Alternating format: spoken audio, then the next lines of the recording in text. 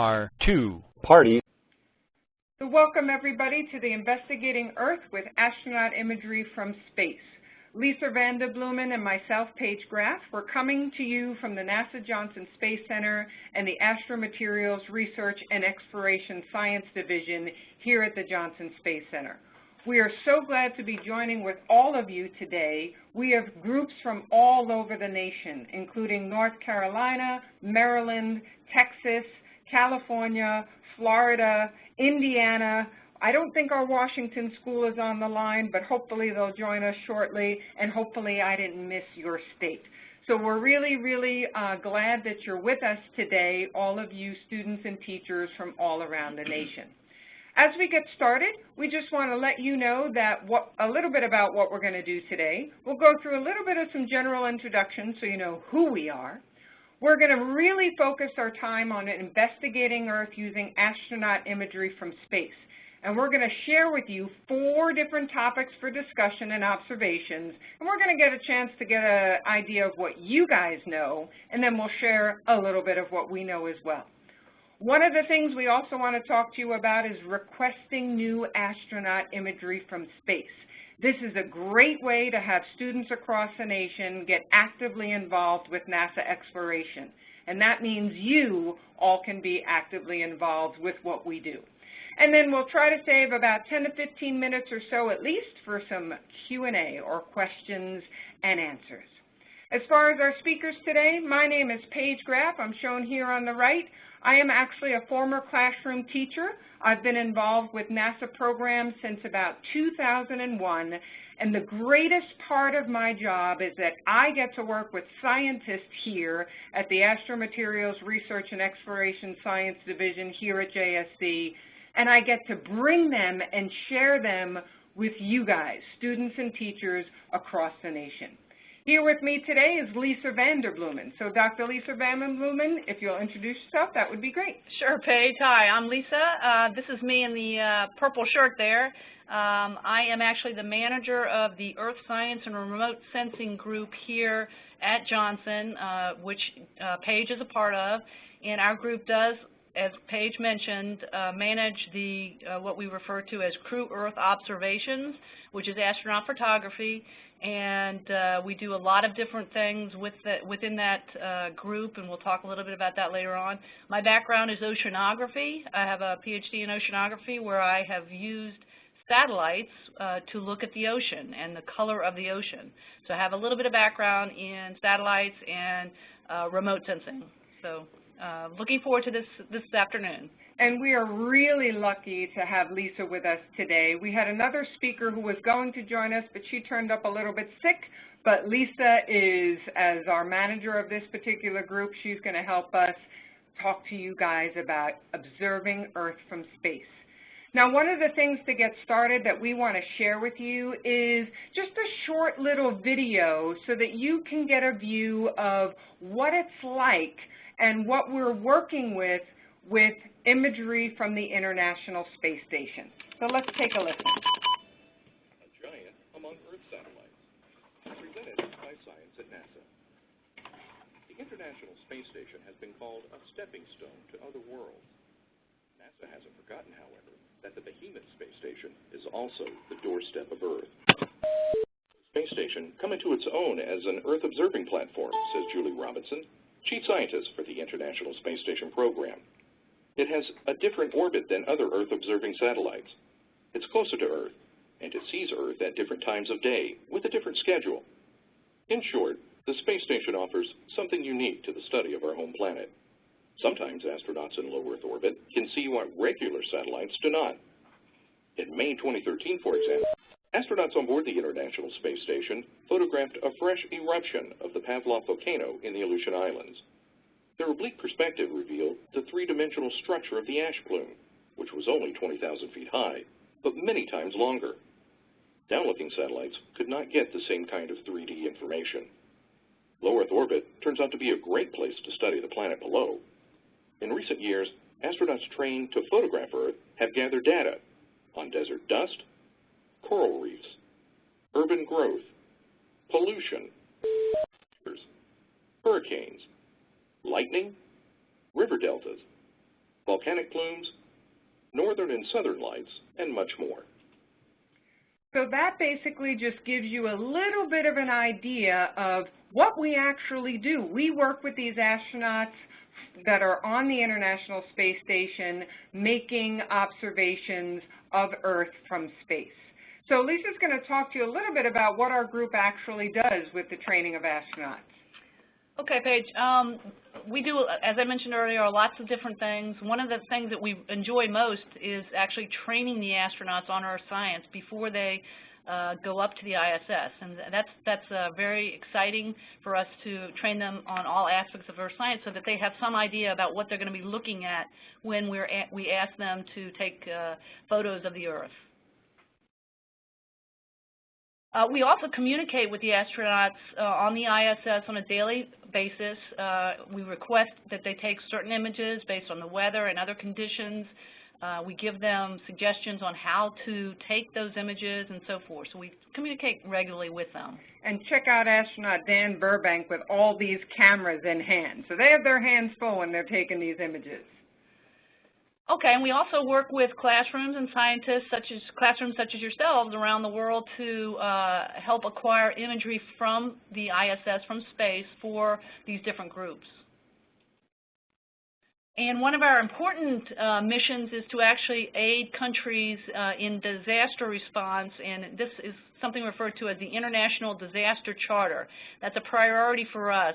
So anytime any type of an event occurs, and these can be flooding, volcanic activity, that type of thing, in usually third world types of countries, we request imagery as a priority for those events. So this imagery isn't just used for scientific purposes. It's also really important to think about the use of this for these disaster charter types of things. Now, as we go into some of the aspects of what you can see in this imagery, we want you guys out there to think about what your class could investigate about Earth using astronaut imagery from space. So do keep that in mind as you're thinking about what we're sharing with you. So Lisa, let's get into this first topic, and what do you want to ask these students out there? Okay, folks, take a look at this image, and can you name the main atmospheric phenomena? What are you seeing there in this image? It probably looks kind of familiar to you guys, and also just not what you're seeing, but maybe any specific features that you might be able to identify. Awesome. So we're getting a lot of answers out there saying right off the bat that they can, from Jenkins Elementary, Leon Springs, and Evergreen, that they can see hurricane or a hurricane. What about some additional specifics besides just this main atmospheric phenomena, which are absolutely correct, is a hurricane? What else can you see in this hurricane? Let's see what kinds of answers we can get from you on that. What details, what parts of this hurricane? We see one, yes. Windsor Farm Elementary saying clouds. Dove Elementary, and both those Dove Elementary has said the eye of the hurricane, which is a very interesting aspect. Jenkins Elementary also mentions lots of clouds, and you might notice that those clouds have certain formations to them. Swirling clouds, and that's a really good description of what you're seeing within this hurricane. That's a great observation, Dove Elementary. And although we're not seeing any tornadic activity here, we do have the evidence of the wind swirling from Vintage Magnet, as well as spiraling and spinning and swirling from Cannon and Miss Vorachard's class there at Cannon Elementary. So good job. Lisa, what else can we see? What do you want to point out about these things? Well, you guys did a great job. You mentioned the eye. Well, adjacent to the eye is the eye wall, which is the outer part of the eye, which was being indicated here. And then as you move away from the eye, you see, again, as you all mentioned, the swirling clouds, and these are called bands. And here's a question for you. Do you think you would find the strongest activity? Where do you think you would find it? Do you think it's going to be in the eye wall, in that first band surrounding the eye? What do you think? Where do you think it's going to be most strong and most intense? So in the chat window, we have towards the eye from Dove Elementary. Jenkins says in the eye, the outer edge of the eye. Windsor thinking maybe in the bands. Dove Elementary, 2 of those groups agree that the eye wall as well as Leon Springs. Evergreen is thinking possibly within that first band away from that eye wall, or potentially the middle of the eye. So we have quite a few interesting answers as to where those strongest winds are. A lot associated with the eye. Good job, guys. Actually, where you're going to find the calmest area is right in the center, in the eye. But as you move away into that first band that is moving in a circular motion around the eye and around the eye wall is where it's going to be most intense, the strongest winds that you find. Good job. Excellent. Let's see another one of these, Lisa.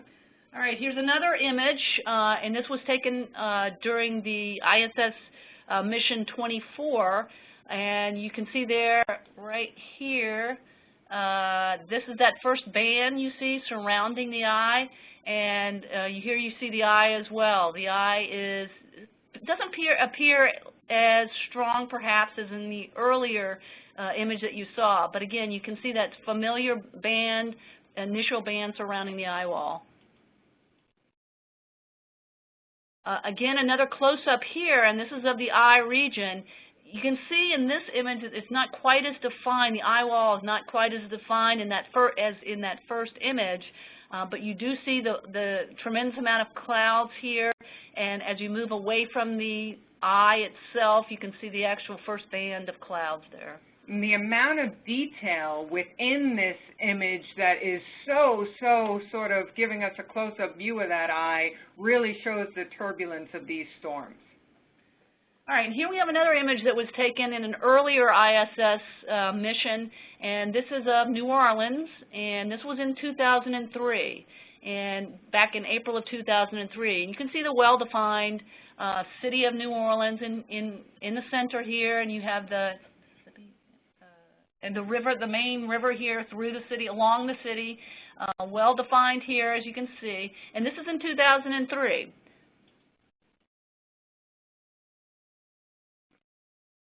Okay, a couple of years later, 2005, you can see that there's been some changes here, and right in here you'll see some changes. Are we going to ask them if they're going to see some changes? What change? Yeah, you guys, I'm sorry. You guys take a look. Let's see what you see from 2 years difference in these 2 images. And we've done a good job here, or Paige has done a good job of separating these 2 images into different quadrants or grids. So take a look there. We've identified each one as either A, B, or C, and either 1, 2, or 3. So if you can take a look at these 2 images from 2003 and 2005 and identify what has happened, which areas do you think were flooded as in response to Hurricane Katrina, which is what happened after 2003, and you'll see it here in 2005. So what areas do you think are most flooded? And identify it with either A, B, C, and then 1, 2, 3. So one of the schools, Dove Elementary, Ms. Henry's group, has mentioned that 2B, this J has changed. Dove Elementary also says A2, we might see some changing. Evergreen mentions 3A, where we might see some changes. How about the most change? So let's see, B3, we might see some additional changes.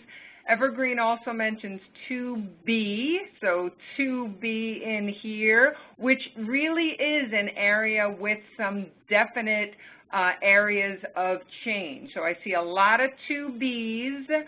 B3, also we have an indication. There's a possibility of A3, so lots of numbers. I want to know, how do you know it's flooded? So aside from your grid location, what observations are you making that allows you to know that you're seeing flooding? Lake Hills mentions the roads changed. Yes, that's good. A3, they're mentioning those roads have changed. Lake Hills, I'm so glad that you are on the chat there. So I want some reasons. What do you see other than just the grid location? What are you noticing? Now, that shifting of the river and its color, it looks darker, Miss Hunter is saying from Dove Elementary. That is a really good observation. Evergreen number 2 is saying the whole color of the city has changed. Jenkins also mentions the road seems to have disappeared. This is the heart of what we're looking for. That darker color, roads disappearing, and that J, as many of you have mentioned, anyone know what that J is supposed to be? Here's that J before the hurricane. Here's that so-called J after. What is that? So maybe we'll see if we get any answers there. A track. Absolutely. The Rice School, who currently, Rice School, if you can change your settings to send to everyone, that will allow us to be able to have everyone see your responses. Football stadium. That's like another good, that could very well possibly be a football stadium and or a track. So great answers, and what I liked even best, I think Lisa would agree, is the descriptions of what looked flooded and why you thought it looked flooded. And Paige, I just wanted to point out one other thing too on those, just so you know, people notice differences in the colors on the 2 images. It could be a multiple different things happening there, so keep in mind that we're talking about 2 different years. The lighting might have been different at the time that the image was taken, so it may be more to it than what meets the eye. And that's a great point.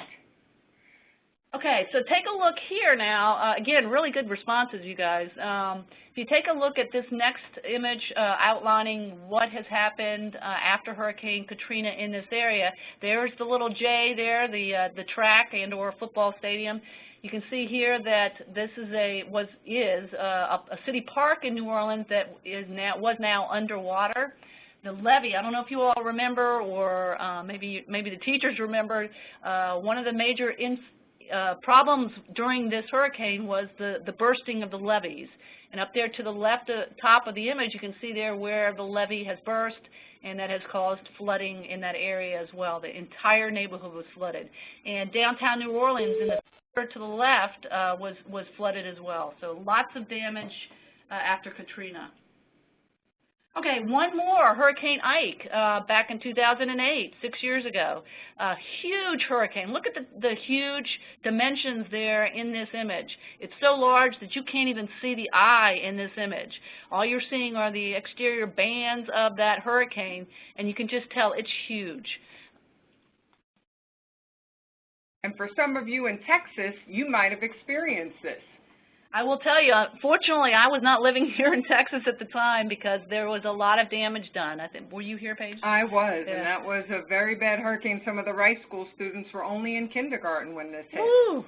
And I wonder if you guys remember that, but a lot of intense damage during that time. And here's an image of Houston, the Gulf Coast, and this is before the hurricane by about 5 years. And take a look at it's well-defined city of Houston there, and you got the Gulf Coast there, well-defined borders and so forth. And this is, again, like Paige said, before the hurricane. Take a look here. Now, this is 2008. This is 2 weeks after Hurricane Ike hit. And what do you guys see right here? What is this stuff, do you think? All this darker color here that we're seeing a lot of, what do you think that might be? You can answer in the chat window. So any ideas? Evergreen comes right to it with mud or sediment. Jenkins also notices the water and Lake Hills includes that there's dirt and debris and silt and sediment. And even Dove is mentioning that there's some potentially polluted water going into this ocean, and there's within that dirt and that sediment, there's a whole lot of debris. Great, good job, guys. That's the sediment that's coming from the land that's out into the water based on the flooding that's occurred. Good job. And there really was a lot of flooding during that particular hurricane. Okay, and one other image here. This is, you can see up here, locating where we are talking about here. This is at the base or the bottom of the Baja Peninsula. And this is Cabo San Lucas, and if you've been listening to the news a couple weeks ago, Cabo San Lucas was recently hit by Hurricane Odile. And so this is an image that was taken before. This is in July of this year, and it was taken before the hurricane hit. You can see the well-defined city here and the coastline and so forth. So would you expect to see effects similar to what we saw before in some of the other hurricanes in this area? And that's a hypothetical question that we want you to think about, as who knows, you could make an investigation out of a question just like this. So prior to the hurricane, it looks nice and pristine. What it looks like afterwards, that might be a good image to request. All right, so we're done with hurricanes for now. We're going to switch gears and take a look at this image. So in the chat window, we want to know, well, what features can you see in this astronaut image? And so in the chat window, I'm sure we're going to get quite a few answers because you may have remembered seeing this before. Leon Springs here in Texas says you can see a volcano. Ash and smoke from Evergreen Team 2. Dove Elementary also agrees you have this volcano smoke and it's erupting. The volcano is erupting. Ash and smoke, love the idea that you can detect that there is both ash and smoke. Perhaps that smoke is more in the brownish area. It's likely very toxic that we have in there from Dove Elementary. And it's an active volcano. And active volcanoes are one of those international disaster charter types of requests that we really look to take pictures of this active volcanism. And Cannon and Ms. Vorchard's group and Ms. P, I don't want to butcher your name there, I apologize, talk about how that ash is being carried away by the wind. Excellent observation. So we are looking at volcanoes. And think about that last sort of ash plume that you saw and how it was streaming across that area. Here we've got a volcano northeast of Japan in an area called the Kuril Islands. And you can see the volcano here, the different colors of the volcanic ash and smoke, and this billowing cloud of ash and smoke here.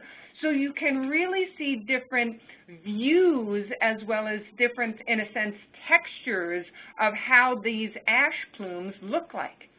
Here's yet another one. This island, this is a volcanic island in the South Pacific. You can see this is just sort of a flat island with a lot of green vegetation there. And this plume of ash or smoke that's coming from this volcano right here in the center, it looks thin. It looks a lot more wispy than that other thick cloud we saw in the previous image. You can also take a look back at this one. Now, I have a question for you guys to see how well you were listening or how well you heard that beginning video. Here's a question. We want your answers in the chat window. How high was that ash plume from this volcano in the Aleutian Islands, which is around Alaska or in that region of the country? And in addition, and good job, by the way, Dove Elementary, why is that important information to know? So that's perhaps the tougher question. So Dove Elementary has got it correct. It was about 20,000 feet, 21,000 feet that ash plume was going. Why is that important? Somebody got it. Awesome. And Evergreen jumped right in there. You're absolutely right. It could certainly, one main reason is it could disrupt air travel. Good job, Evergreen.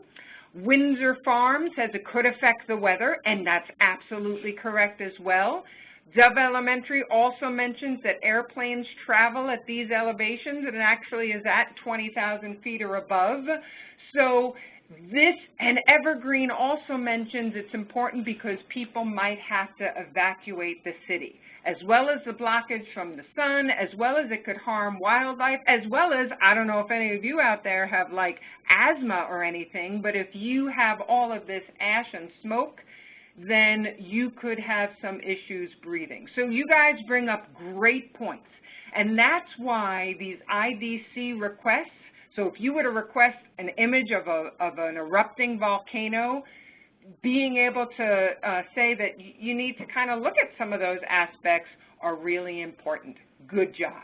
Here's just another view of a volcano, also in the Aleutian Islands near Alaska. This only erupted for just a few moments as the ISS was traveling by, so it was almost serendipitous that we were able to get an image of this volcano erupting. But notice you can see snow covering this volcano as well as lava flows coming out from the vent or caldera of that as well. And the wind blowing the ash, you can look at wind directions and if that varies by location. And yes, there are 3 volcanoes here. As a matter of fact, this is one of those neighboring volcanoes that wasn't erupting at the same time that other one was. So lots of magma and lava flowing, and the direction of that ash flow is and can be very significant. And I think, Paige, I could be wrong on this, but I believe that this astronaut photograph of the eruption was the first indication that it was erupting. Absolutely. Not even people on the ground were aware that this volcano started to spew ash. And the ISS astronaut actually called down and said, hey, everybody, do you know you have a volcano erupting? And it was, they were alerted from the ISS. So that, again, is the Cleveland volcano in the Aleutian Islands. Mount Carlyle is somewhat right next door. Now, those types of volcanoes we looked at were more sort of stratovolcanoes with a sort of a tall peak, but we also have the Hawaiian Islands. And the Hawaiian Islands is a volcanic chain that was basically created by a hotspot as opposed to moving plates. It is certainly a shield volcano. Now, one of the islands, Oahu, here we're looking at Diamond Head volcano. So in looking at this volcano on this heavily visited island of Oahu, and here we're looking at Honolulu, just a quick question.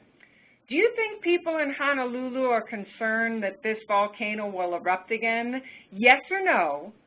But more importantly, what leads you to believe they do or don't?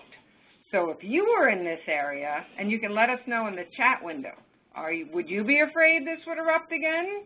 Or are people here afraid it's going to erupt again? Why do you think they do or don't worry? So this is some thinking required here. Think of the last volcanoes that we showed compared to this one. So maybe it has something to do with the climate, maybe the volcano was destroyed when it last erupted, possibly could damage your house. What do you notice is all around this volcano? And Windsor Farm Elementary hit it on the head. Great job from our group there in Maryland.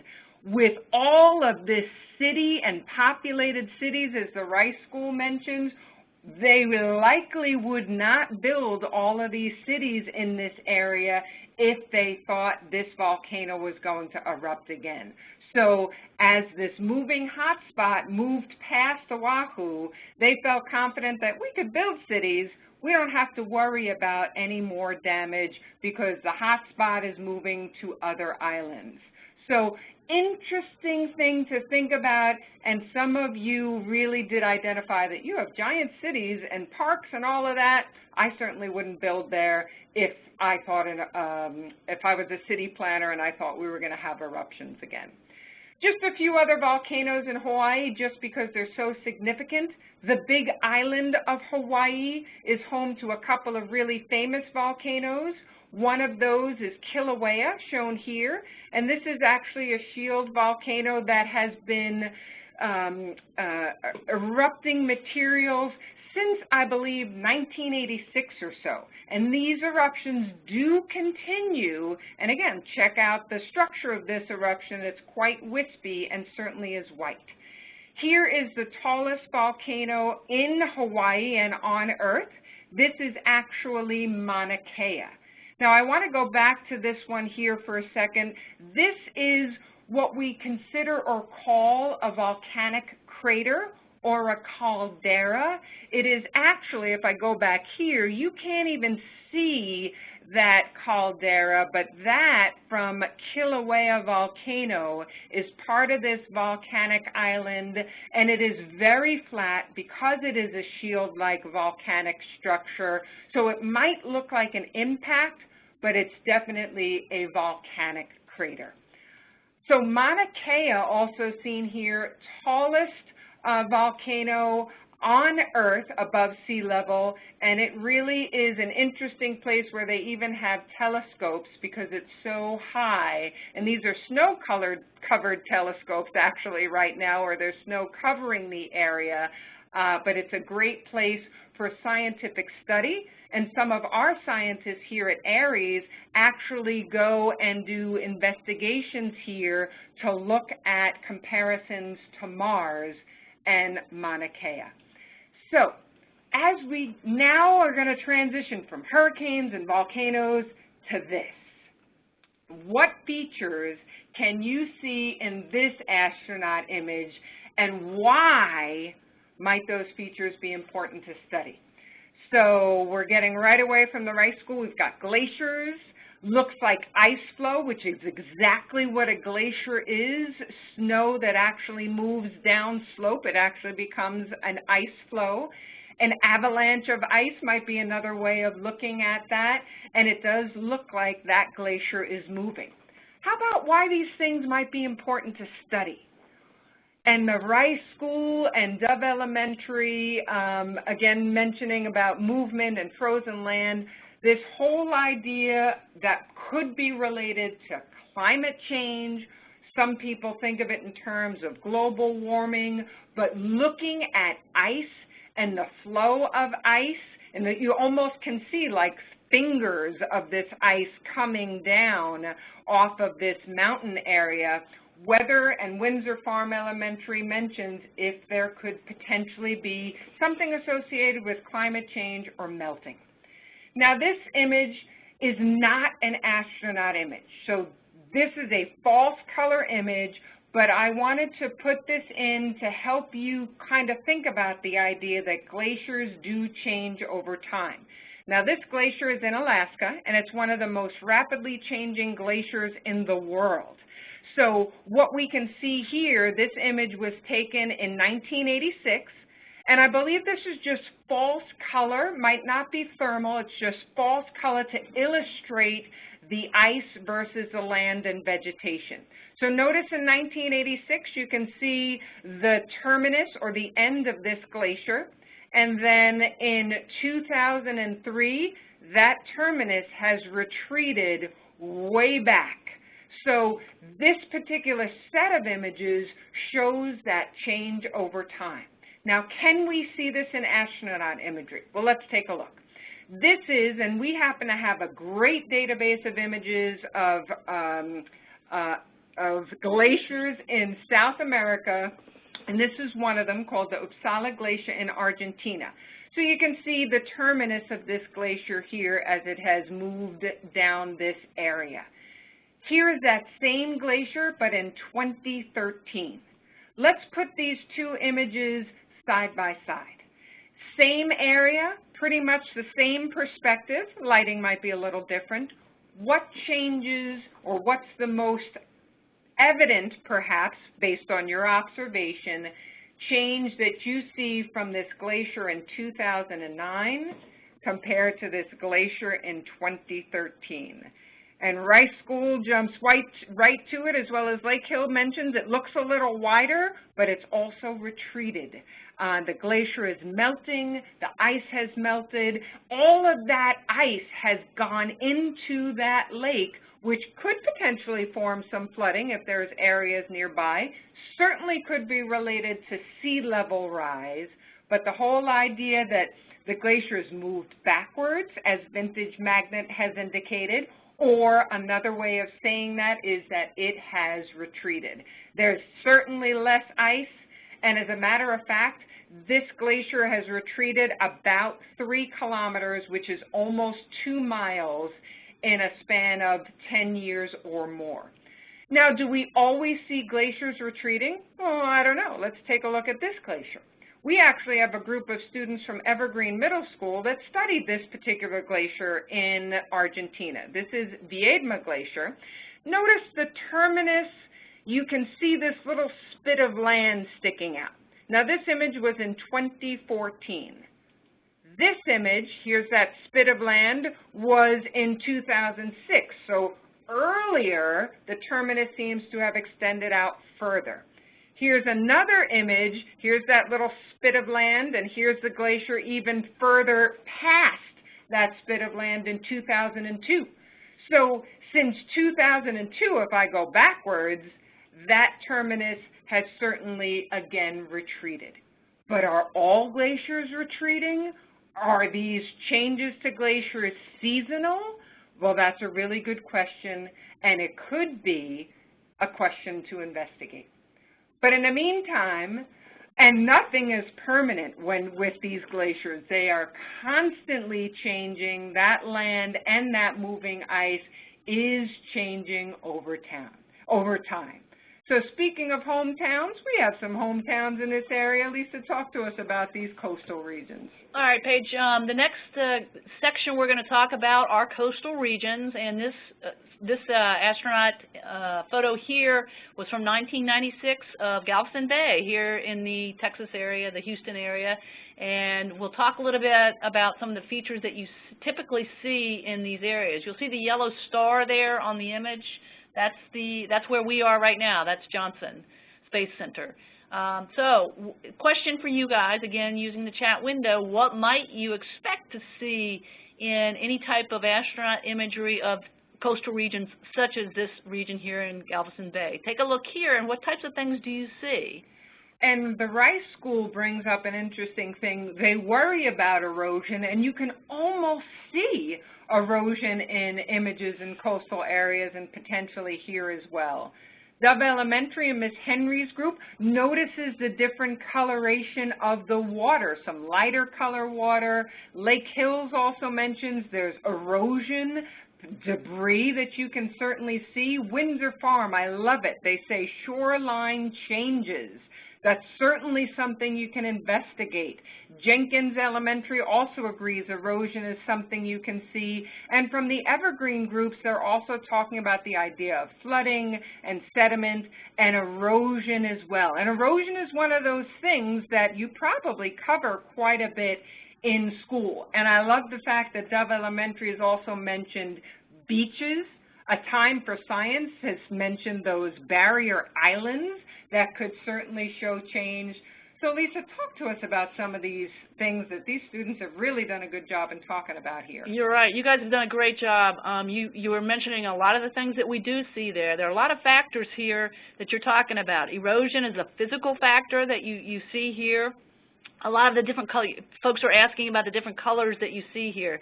You do see some of the darker blues, you see lighter blues, you see some brownish tints and so forth. Lots of factors underneath there. There's the sediments that are causing some of the brownish colors that you see. The lighter, wispier colors, again, other parts of sediment. The darker areas, the darker blue, are probably deeper regions of the ocean, of the bay there. And again, lots of good factors there.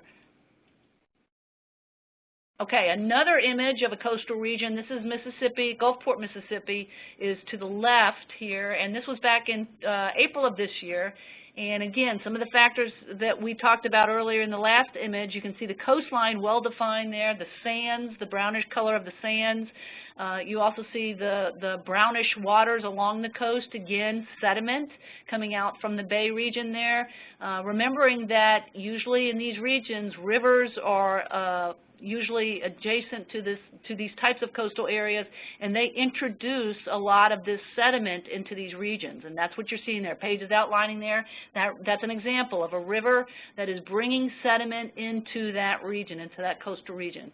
Just curiosity's sake, what are those little white puffy things you see in this image?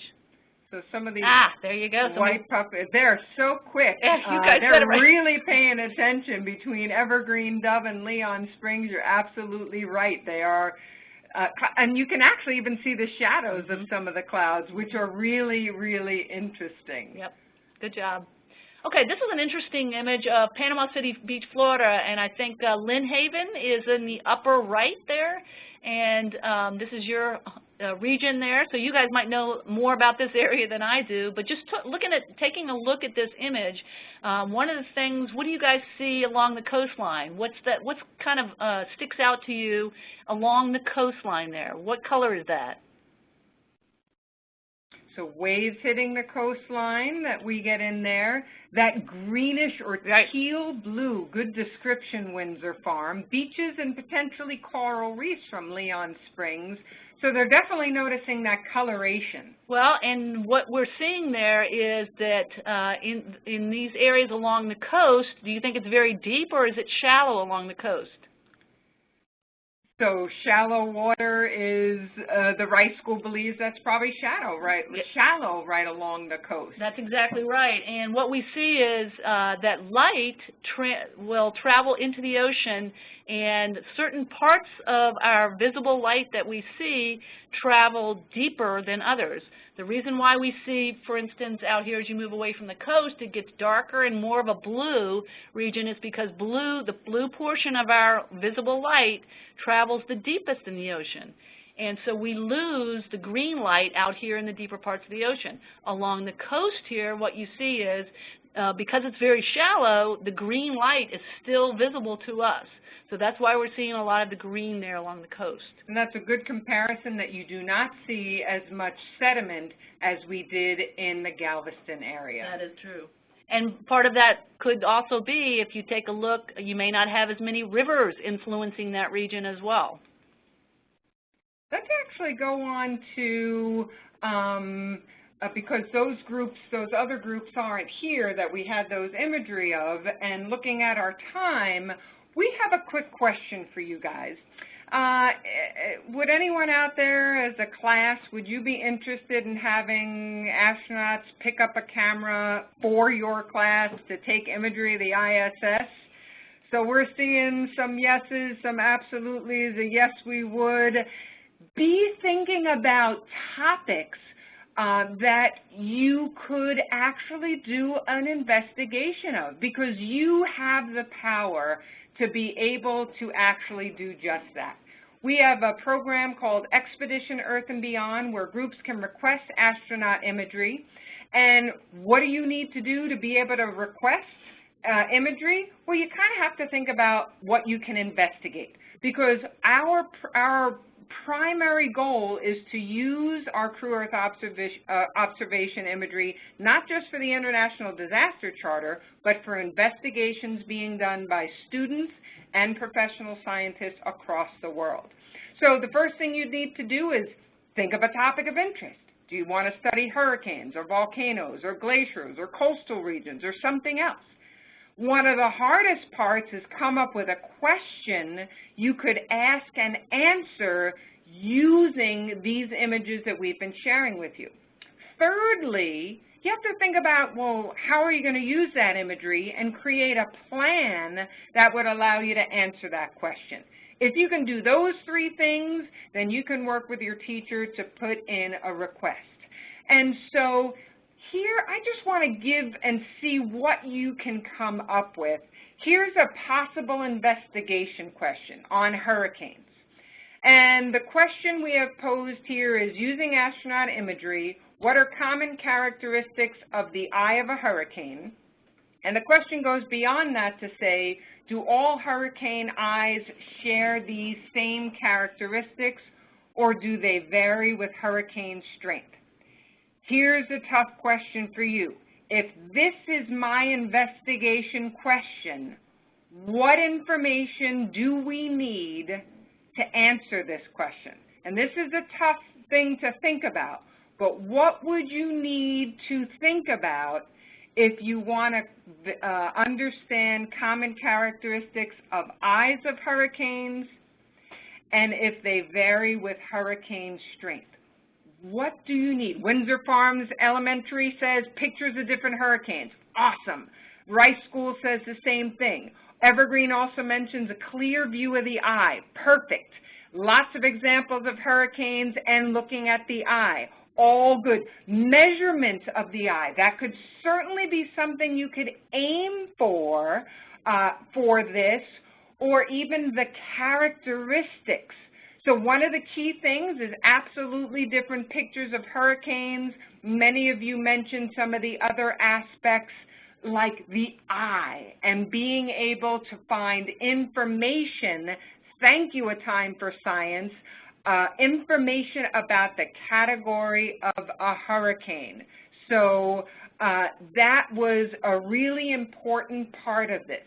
So, oops, I think I have maybe, here's 4 things, most of which you have mentioned. Imagery of hurricanes, not just one, but many, including the eye. You would certainly have to come up with a list of the characteristics that you could see. The date of each hurricane, and this would be important because, as A Time for Science mentioned, to figure out the strength of the hurricane, you'd have to be able to look up information about that hurricane so that you could determine the hurricane strength. Now, this might, I know many of you out there had lots of other things that you might have been interested in, but this is all part of choosing a topic and then coming up with a plan. And measurements could be difficult, and I'll say that only because in some of these astronaut images, it's hard to have sort of an actual measurement made because some of these images are taken at an angle, what we call an oblique angle, so that you can get different views. So it's kind of hard to make measurements, but you can certainly do comparative measurements. This one looks bigger than another. So what does this online request kind of look like? 3 simple things. Tell us about your team. Who are you? What grade level are you? Where are you? Second thing, tell us about your project. What's your question? What's your plan? What are some of the images you've already looked at? And then you get to tell us what you would like us to have the astronauts image for you. Now let's say you want to study volcanoes or hurricanes. In your image request, you can say something along the lines of any active volcano or any active hurricane we want a picture of because we are studying this as part of our investigation. So you could be somewhat nebulous, or you can tell us the exact spot you would like imaged. This is just a view of our friends there in Cottonwood, California from Evergreen Middle School. They requested this beautiful image of Viedma Glacier, and although I think those students have graduated, they have a new group of students, and hopefully there'll be more of you that actually get your own little sort of academic trophy, your own print of an image that astronauts took on behalf of your class. So that's pretty exciting. So with that, it is just about 50 minutes or so past the hour, and we're sort of going to bring our sharing of images to a close, and we really want to thank you for joining us. But we're not done yet. We want to see what questions you guys have for us about putting in requests, about volcanoes or hurricanes. Whatever questions you guys have, we want to be able to try our best to answer those. Now, we're going to share ourselves with you. Let's see if we do share our camera. Hopefully you don't lose your chat window, but we'll tell you how you can get it back. Let's see. I don't think you can see us yet, so I'm going to stop that. I'm going to try a different one. We want you to see us. We can't see you, unfortunately, because there's too much, with so many schools on the line, it's a little bit difficult. Hello, everybody. We hope you can see us. So now, where did your chat window go? Well, if you go in the upper portion, let me see if I can see that. Actually, I think you can still see your chat window, maybe. Can we still see their chat window? That's a good question. We can't see your chat window, so we're going to see if we can find that. Where did we go? I lost you. Oh, we're sharing this, so I'll look over here. Lisa, everyone will look at you. Oh, great. Thanks. So hopefully you can see the chat window, and let's see if there's any questions that are coming in. So I'm seeing a question that says, let me see if I can adjust this. Where is the weakest part of a hurricane? So Lisa, maybe that's a good question for you. Well, you remember that I mentioned that if there is a well-defined eye, that center portion of the hurricane, that is where it's the calmest. So as a hurricane passes over a region, if you've ever been involved in a hurricane or heard about them, you'll hear that once the eye comes past an area, it's kind of an illusion because it feels very calm and it's the weakest area. There's not much activity there. But then as it passes over the other portion of the hurricane, then continues to pass over that region, and again, the wind will pick up and the strength will pick up. So it's generally the center portion of the eye. Yeah, so you might even think about, you're like the calm in the middle of the storm, Yep. but where you're like, hey, is the storm over? Yep. And then the next thing you know It's you not. get the other part of the storm, which gets to the much stronger part. Right. Now, I think it was Windsor Farm Elementary that wondered, when are these applications for requests due? Great question. They're due anytime. There's no exact due date.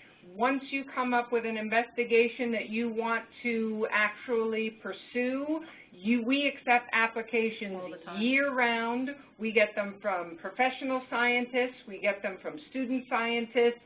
So you can submit them whenever you are ready. So that's the neat part. It is, and we review them every day. And so if we have questions, we'll get back to you on them. So Cannon Elementary wants to know, can NASA give warnings about disasters, about natural disasters?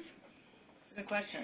And unfortunately, NASA can't let people know about natural disasters because usually they're not predictable. That's right. You can't say, oh, well, there's going to be a natural disaster tomorrow, and then no. Although scientists might study volcanic areas and know if an eruption might be occurring or might be getting ready to occur. But one of the things that NASA does do with the support of some of the Crew Earth observation imagery is they support regions for disaster response. So once we have a disaster, Lisa, can you talk a little bit about that? Right. Paige is correct. Again, I mentioned earlier that one of our major focuses now is response to the IDC, in other words, disasters that occur. And the reason for that is if we can provide imagery to these areas that have been hit by different events, then that can help and aid in the recovery, the response, the relief response, and that type of thing.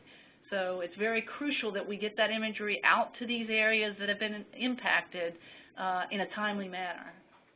Excellent. So Cannon Elementary and Ms. Vorshard and Ms. P's class, they asked a question about how glaciers form. That's a really great question. And glaciers are kind of interesting because basically you have snowfall in a mountainous region, and as that snow accumulates, actually starts to move under its own weight. So through gravity, because glaciers are generally in mountainous areas, alpine glaciers, so as that snow sort of accumulates and it starts to move under its own weight and through the force of gravity, that's how you have glaciers. And so the thickness of glaciers can change, so they can be thick with a lot of heavy snowfall, but they can thin out, sometimes melting from the bottom up as well. And the study of glaciers and even ice is a very interesting thing that scientists look at when they're looking at ideas or things related to climate change. Now, in an astronaut photo, you can't see the thinning of a glacier, but you can certainly see the retreat or growth of a glacier. So it could be an interesting study to look at whether or not glaciers show evidence of growth. I would think in the wintertime with more snow, they could actually be growing, or are they in fact always retreating? That's a really interesting question. And keep in mind that there are other sources of data that you can use in conjunction with the astronaut photos. Absolutely, and we always suggest you utilize some of that other data in your research. Now, although it's 2 minutes to the top of the hour, some of you might need to to go on to your next class. Lisa, are you able to stick around for a few more minutes? So we'll stick around a few more minutes. But for those of you that do need to depart, thank you so much for joining us. We're so glad that we had such great interactivity with you guys. You gave some great things that even made us think. They always do. They always do. And my biggest problem is I don't get to see you guys, but you get to see us. So. But send us pictures if you'd like.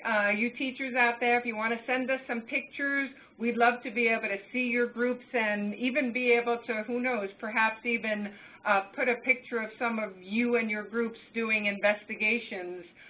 We can get pictures of Earth for you as you do your investigation. So if you do need to depart, thanks for joining us. Think about investigations. Teachers, if you have questions, please feel free to email me, and we look forward to getting your requests and getting those astronauts taking pictures for you. Thank you, guys. Thank you. For those sticking around, don't worry, we're going to look at some more questions. And actually, Jenkins Elementary wants to know, how do they get such close-up pictures? So, Lisa, can you talk about how do you get, like, close-up or context? Sure. The astronauts have the several different lenses on board the International Space Station.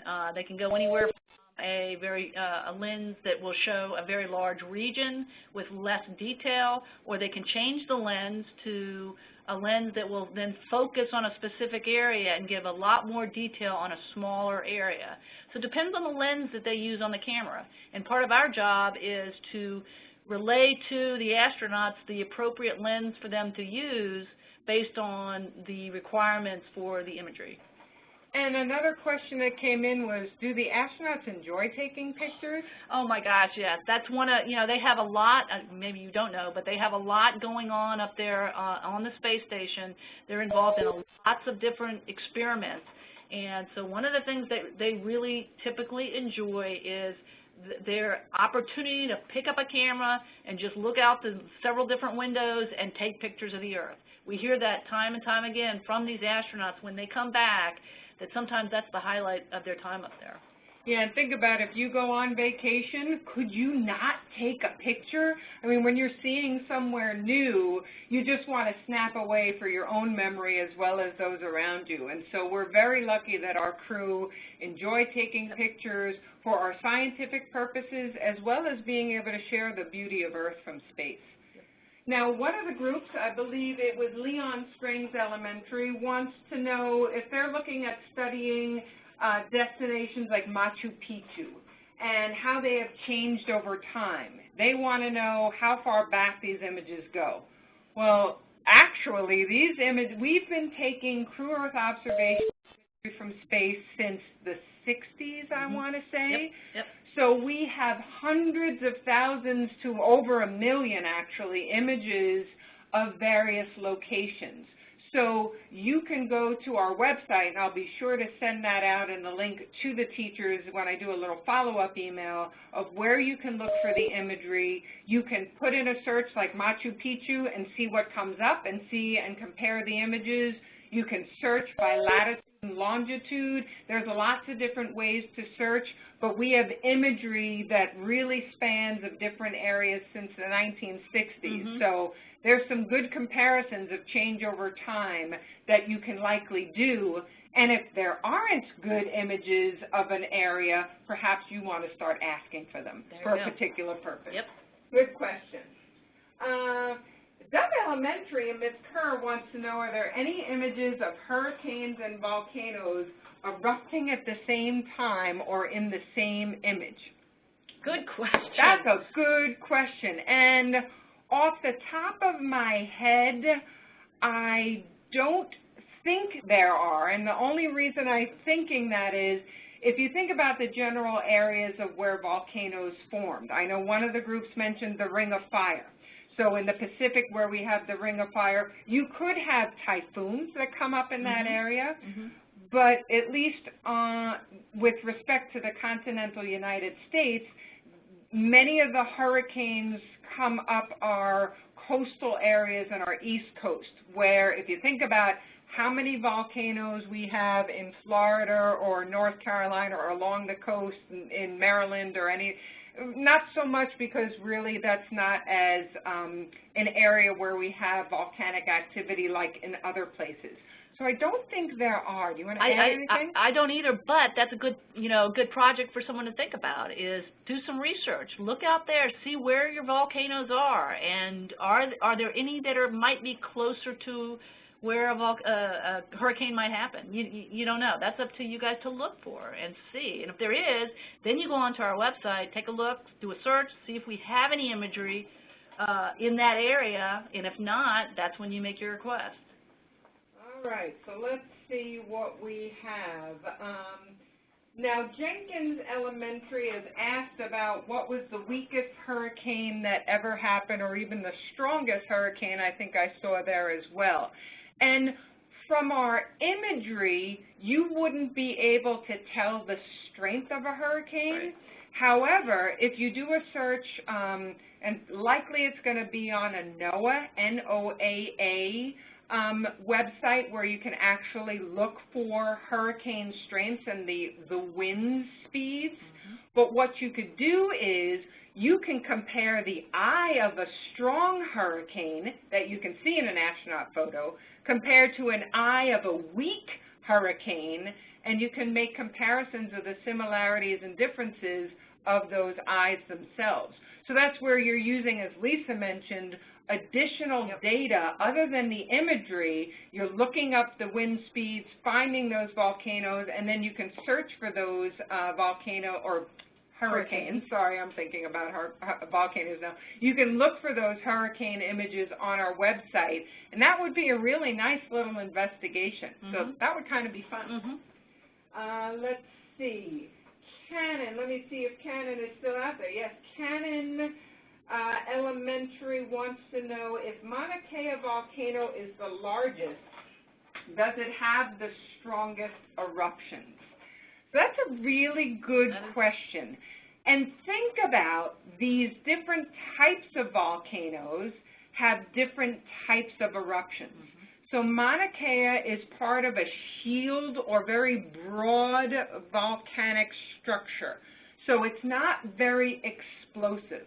Whereas if you think of Mount Fuji that has a cone shape, or even the Cleveland volcano that kind of had a nice steep cone shape, mm-hmm. those stratovolcanoes are generally a bit more explosive just due to the content within the magma. But Mauna Kea, I believe they don't anticipate, or it has not erupted in a long time. So I don't think they would put some of those very expensive telescopes there if they thought it was going to erupt anytime soon. But its type of eruption is much more sticky volcano, slower moving volcano that gives that broader shape of not just the volcanic island, but of that structure as well.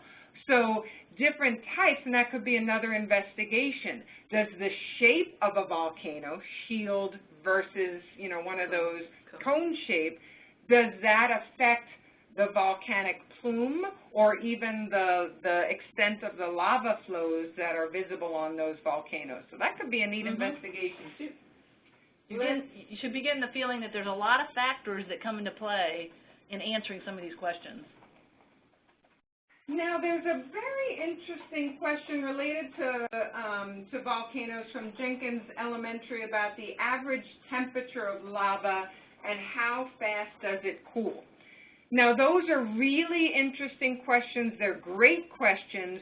You would not see that in an astronaut photo, but you could certainly do some research just by Googling that kind of question to come up with the temperatures, because the temperatures of lava can vary, and the speed at which it cools and solidifies can also vary. So you can certainly do some research on that and then look at characteristics visible in astronaut photography, comparing some differences. Exactly. You could get that information for multiple different volcanoes and then try to find some imagery for those multiple different volcanoes, and then see if you see differences in those imageries based on the types of volcanoes.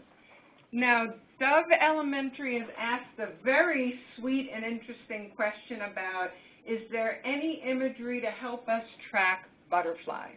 Oh, man, that's neat. It is a very interesting thing, and you have to, like, attack these problems, and I hope Dove Elementary is still on the line. You have to attack a question like that and thinking about, okay, we're looking at some of these volcanoes that are huge, multiple miles or kilometers in spans.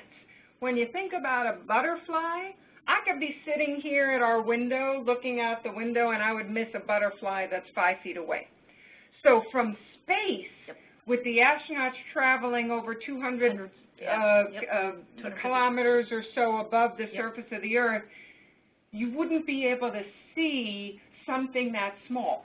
But if you think about what factors affect the population of butterflies, and if any of those factors could be visible from space, that could potentially help you come up with a question you could ask. You could ask seasonal questions that might be related to, maybe you live, let's see, which school asked that? That was Dove Elementary, which I believe is in Texas. Maybe you can look at in your own areas, when do you start seeing butterflies? When do you stop seeing butterflies?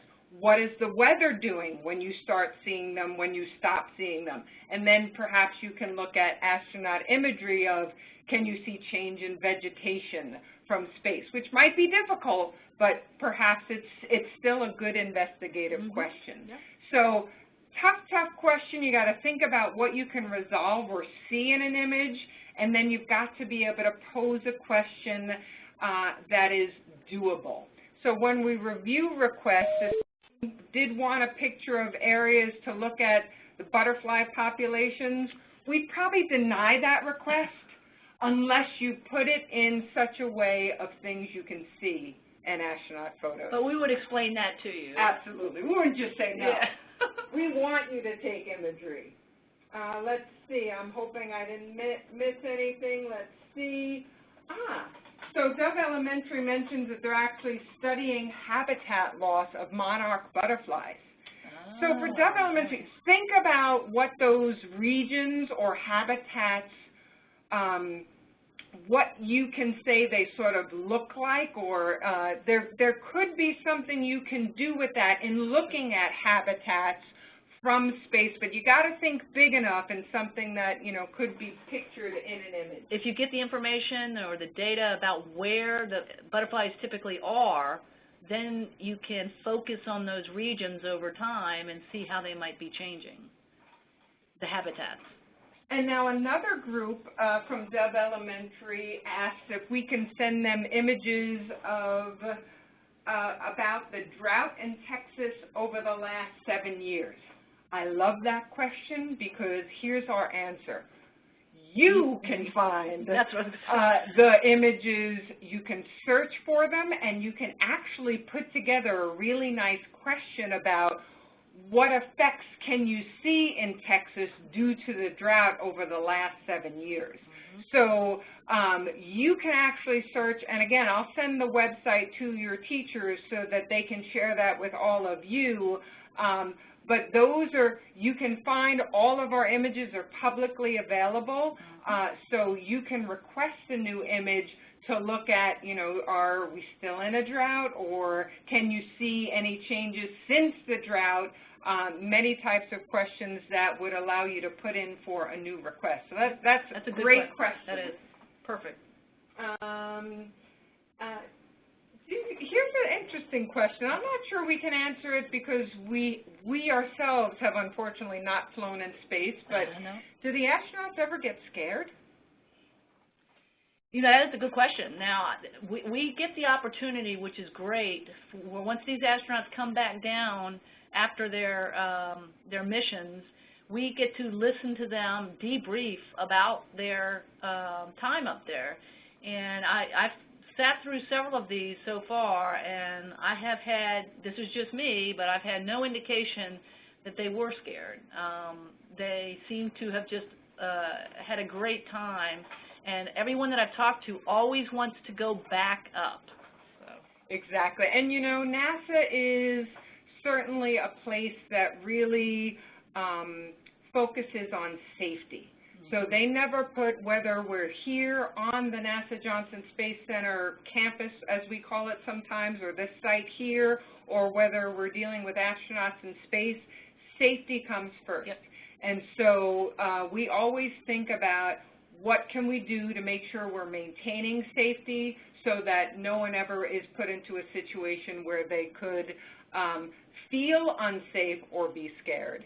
And so, you know, it's really interesting because those that do end up joining the astronaut corps, or any kind of part here at NASA, they have to be willing to work hard, take on challenges, face those challenges, and put 110% into the work that they do so that they can do the best job possible.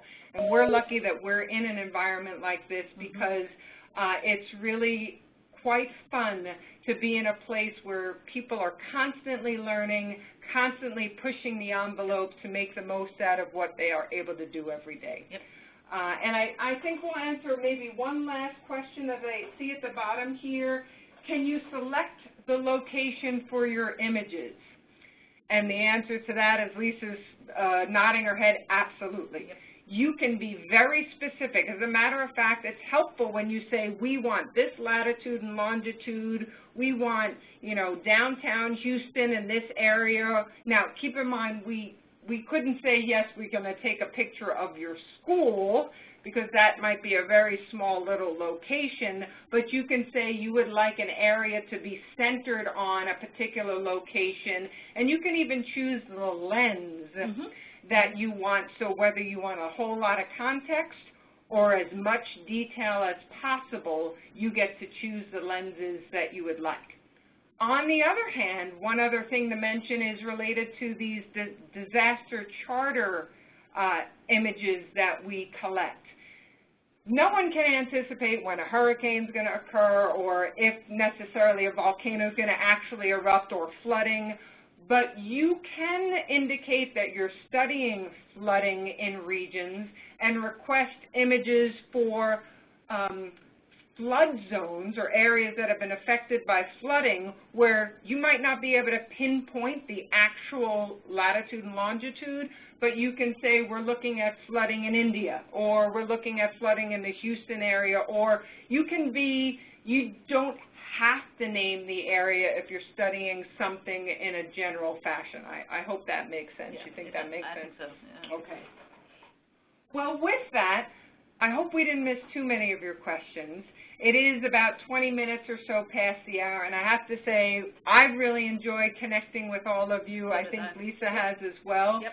So this isn't the last of the webinars we'll hold. We'll certainly do more in the future, and so stay tuned for additional webinars, and thank you so much for connecting with us today. We really enjoyed learning from you and learning with you as we shared what we do here. Thank you guys very much. It's been fun. Until next time, have a great rest of your week, and we'll talk to you soon.